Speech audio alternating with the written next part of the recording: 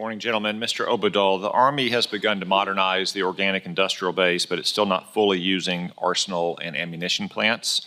The arsenals, such as the one in Pine Bluff, are struggling for modernization funds and additional work. This underutilization is particularly damaging during a munition shortage that could impact our ability to face adversaries like China. Do you believe the Army should utilize the resources it already owns to maximize production for critical munitions?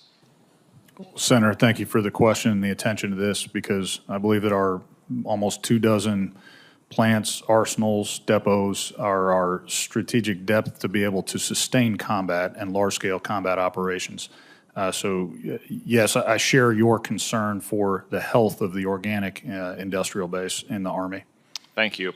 Part of former Secretary Wormuth's solution to the recruiting crisis that she helped create was to cut 3,000 billets from Army Special Operations Forces, a decision that both the SOCOM and the PACOM commanders advised against. Last year's National Defense Authorization Act prohibits these Special Operations Forces cuts until the Army Secretary completes an additional assessment.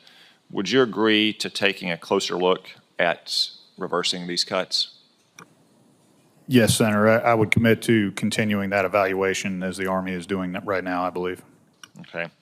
The caisson platoon at Arlington National Cemetery was out of operation for much of the Biden administration, which was astonishing to me since it's just horses pulling wagons, something human beings have been doing since the dawn of time. Secretary Driscoll and General George have done a good job of getting the caisson platoon back to limited operations. I'm very keen to see it get back to full operational capacity to make sure that our soldiers and their families promptly receive the honors they deserve at Arlington National Cemetery.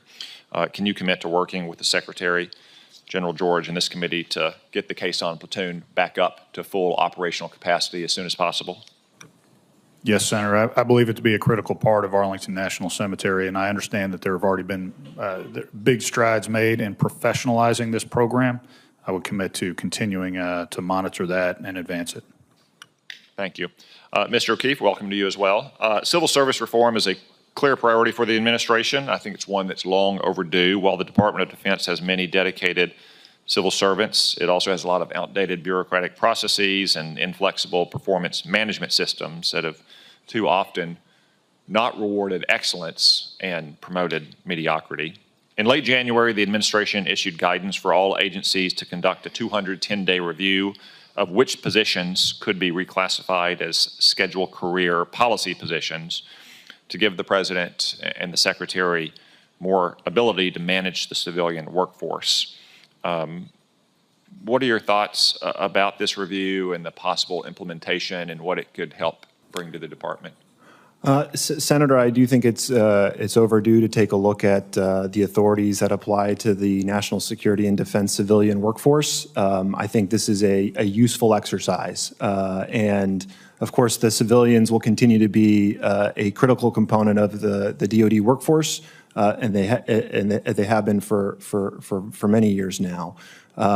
If confirmed, I look forward to participating in that review. I don't know the details of that exact effort, but I do think civil service reform for national security workers is critically important. The department has a variety of authorities that the Congress has already provided that, in my judgment, are being underutilized. I mentioned cyber accepted service earlier. There are many others. Direct hire authority has been provided many times over the last decade, and yet it still takes almost 3 months to hire somebody. So I think some of these delays and challenges are somewhat self-imposed. If confirmed, I look forward to figuring out where the department is making things harder for itself than it should be. The Congress enacts these authorities for a reason, that they be used effectively. And if confirmed, that's sort of one of my goals, as I mentioned in my opening statement, is taking advantage of the many authorities that the Congress has provided, as well as implementing the directives of the President in this area. Okay. Thank you both.